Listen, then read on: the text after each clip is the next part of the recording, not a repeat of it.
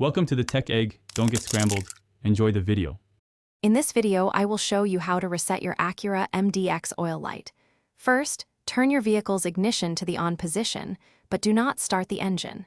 Next, locate the menu button on your steering wheel and press it. This action will bring up the main menu on your display.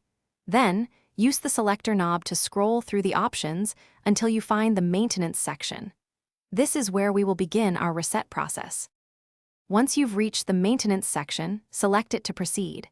You'll then see an option for oil life. Choose this to view your current oil life percentage. This number indicates how much life is left in your engine oil. To initiate the reset, press and hold the info/reset button, typically found on your dashboard or steering wheel, for approximately 10 seconds.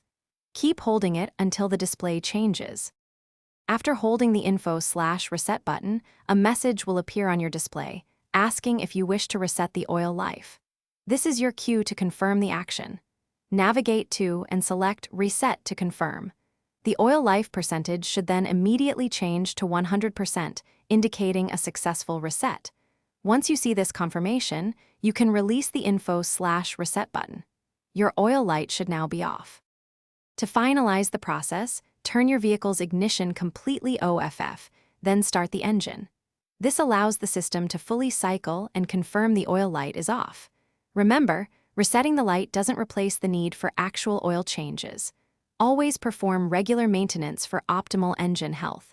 If you encounter any issues, your owner's manual provides specific instructions for your particular model.